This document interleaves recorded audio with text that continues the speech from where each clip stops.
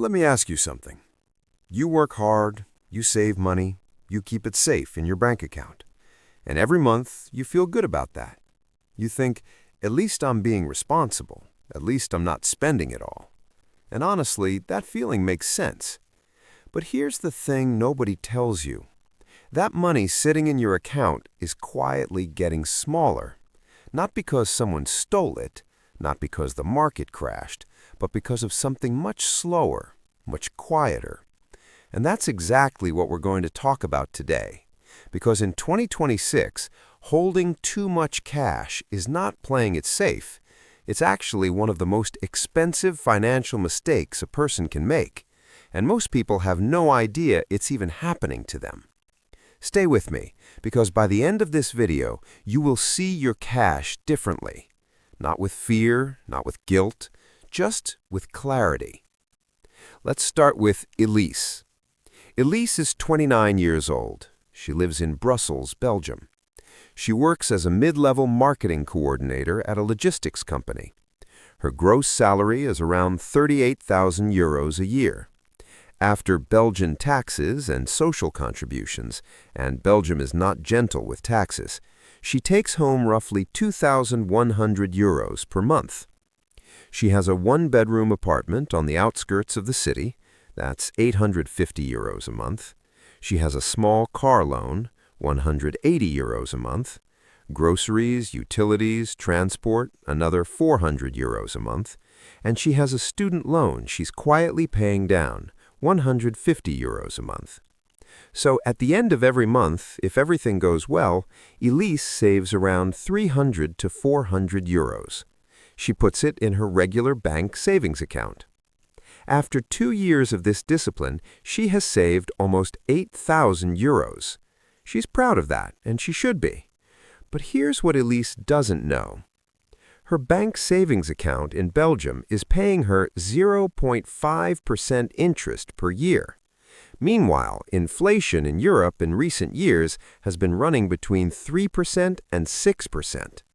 Even if we take a calm, modest number, let's say 3.5% inflation for 2025 and 2026, that means every single year, Elise's 8,000 euros loses roughly 3% of its real purchasing power. That's about 240 euros gone, silently, without a single transaction. She didn't spend it, she didn't lose it in the market, but it's gone in terms of what it can actually buy. And Elise has no idea. She's doing everything right on the surface and still losing. Now, let me introduce you to a few more people, because this isn't the European problem. This is a human problem.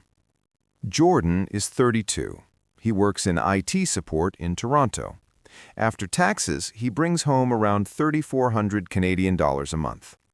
Rent for a one-bedroom, $1,800. Almost impossible, but that's Toronto. Car payment, insurance, groceries, student loan, another $1,100. He saves maybe $400 to $500 a month if he's disciplined. He has about $11,000 sitting in a basic checking account at one of Canada's Big Five banks. That account pays him almost nothing, some months literally 0.01% interest. Canadian inflation has cooled a bit, but it's still around 2.5% to 3%. Jordan's $11,000 is losing roughly $275 to $330 a year in real value. He thinks he's safe. His money is just shrinking slowly. Camille is 27. She's a junior accountant in Chicago. Take-home pay, around $3,100 a month after federal and state taxes. Rent, $1,350 for a studio apartment. Student loans, $280 a month. Car insurance, utilities, subscriptions, food, another $800. She saves around $500 a month. She has $9,500 in savings. Her bank savings account offers 0.45% APY. U.S. inflation has moderated, but it's still quietly above 2.5%. Camille is losing about $190 a year in real purchasing power. She's an accountant, she knows numbers, but nobody taught her this number. Rodrigo is 30. He works as a graphic designer in Makati City. His monthly take-home is around 35,000 pesos. Rent in a modest condo near the office, 12,000 pesos. Transportation, food, utilities, 10,000 pesos. He sends 5,000 pesos home to his family in the province every month. He saves roughly 6,000 to 8,000 pesos. He has about 90,000 pesos sitting in a regular savings account. Inflation in the Philippines has been hovering around 3% to 4.5%. His bank is paying him around 0.5% to 1% on that savings account. That means Rodrigo is losing somewhere between 2% and 4% of real value every year. On 90,000 pesos, that's $1,800 to $3,600 just evaporating. He works hard, he sacrifices, he saves, and quietly, the system is charging him for it. Okay, let's slow down here and be very clear, because I want you to understand this, not just hear it. Inflation is the rate at which the prices of everyday things go up. Food, rent, transport, healthcare, electricity. When inflation is 3%, something that cost you $100 last year costs you $103 today. That's not dramatic, but it compounds. Interest is what your bank pays you for keeping money with them. A typical big bank savings account in 2025 and 2026 pays somewhere between 0.01% and 1.5%, depending on the country and the bank. Some high-yield savings accounts and online banks are doing better. We'll come back to that. But for most people, the people using the default account their bank gave them years ago, the interest they receive is far below inflation. And the difference between those two numbers, that gap, that's the real cost of holding cash. Let me show you the math simply. Let's say you have $10,000. Inflation is 3%. Your bank pays you 0.5%. After 1 year, your bank account shows $10,050, but in real terms, what that money can buy, it's worth about $9,750. You gained $50 on paper. You lost $250 in reality. Net loss in purchasing power, $200. Now hold that $10,000 for 5 years under the same conditions. You don't gain $250. You don't break even. You quietly lose somewhere between $900 and $1,200 in real purchasing power. Without a single bad decision, without any emergency, just time. This isn't the bank's fault entirely. They're a business. This isn't the government's fault entirely. Inflation is complex, but it is something you need to know, and most people simply don't. Here's the part I find the most interesting. Elise, Jordan, Camille, Rodrigo, they're not careless people. They're educated, they're disciplined, they work hard. So why do they hold too much cash? The first reason is something called loss aversion. Our brains are wired to fear losing $100 much more than we enjoy gaining $100. Keeping money in cash feels safe because the number never goes down. You look at your account, it says $9,500. Next month, it says $9,800. The number's going up, everything feels fine. But the purchasing power is going down, and we can't see that. We fear visible losses, we ignore invisible ones. The second reason is complexity paralysis. Investing sounds complicated. The stock market sounds risky. Bonds sound boring. ETFs sound technical. And when something feels complex, most people just don't start. They wait until they understand it better.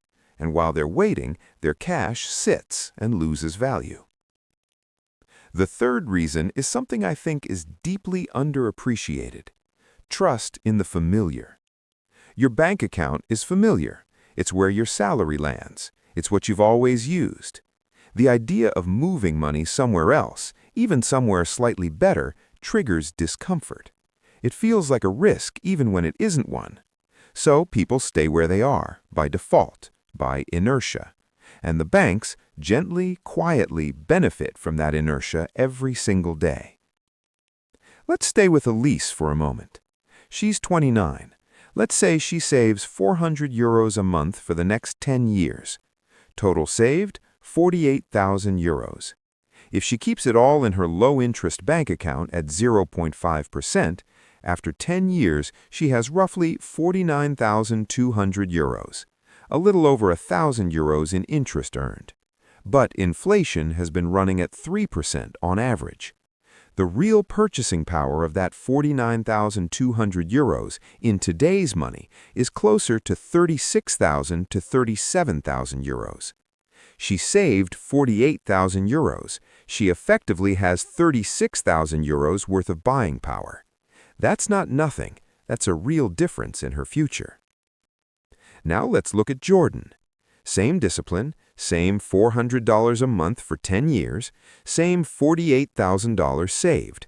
But Jordan learns something in year 1, and he moves a portion, let's say $30,000, into a combination of a high-yield savings account earning 4.5% and a simple, boring index fund that historically returns around 7% annually over long periods. He keeps $18,000 in cash for emergencies and near-term expenses. That's smart. That's appropriate. After 10 years, being conservative with our numbers, Jordan's invested portion has grown to somewhere between $47,000 and $52,000. His emergency cash, even at modest interest, has held value better. Total position, closer to $65,000 to $70,000 in real terms. Same income, same discipline. The only difference, where the money sat. I want to be very careful here. This video is not telling you to put all your money in the stock market. This video is not telling you to take risks you don't understand. What I'm saying is much simpler than that. Financially aware people think about their money in layers. Layer 1, emergency fund. 3 to 6 months of expenses, in cash, in a high-yield savings account or a money market fund, not a basic savings account paying 0.01%. In the U.S., there are high-yield savings accounts currently offering 4 to 5% APY. In Canada, some EQ Bank and online bank accounts offer competitive rates. In the UK, cash ISAs and fixed-rate savings bonds can meaningfully beat inflation in some environments.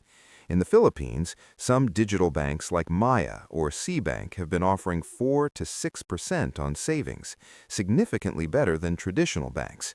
In Europe, it varies, but the point is, shop around. The default account is almost never the best account. Layer 2, medium-term savings. Money you won't need for 1 to 3 years. This could sit in government bonds, treasury bills, fixed deposits, or similar low-risk instruments.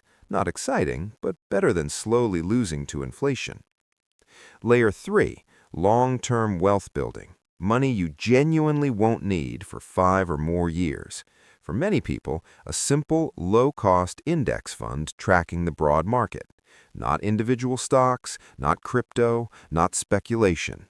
Just a boring, diversified fund that participates in economic growth over time. This doesn't require sophistication. It requires patience and consistency. The financially aware person doesn't obsess over the market every day. They don't chase trends. They don't panic. They just make sure their money is working at every layer. And they never leave large amounts sitting in a low-interest account out of habit or fear. That's it. That's the entire mindset shift. Let me bring this back to Elise. She's sitting in her Brussels apartment on a Tuesday evening. She's had a long day. She's tired. She opens her banking app and sees 8,200 euros in her savings account. She feels safe. She feels responsible. And she is. She absolutely is. But imagine if someone had sat next to her, not to scare her, not to push her into anything, just to explain, calmly, what's actually happening to that money.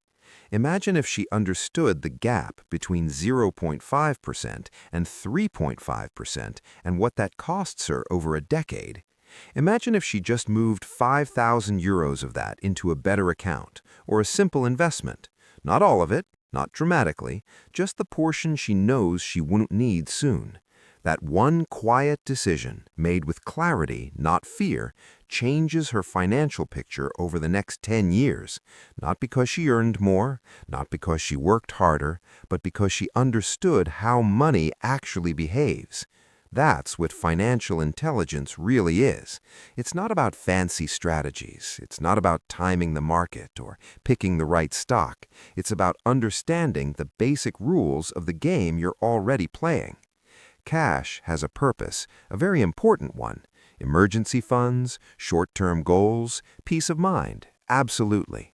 But in 2026, with inflation still present, with interest rates on basic accounts still low in many countries, holding too much cash for too long in the wrong place, that has a price. And now you know what that price is. You're not behind. You're not failing. You're just learning something most people were never taught, and that is already worth something. If this video made you think differently about your savings, even a little, then I think it was worth your time. And if you want more of this kind of calm, clear thinking about money, the subscribe button is right there. No pressure. Just see you in the next one.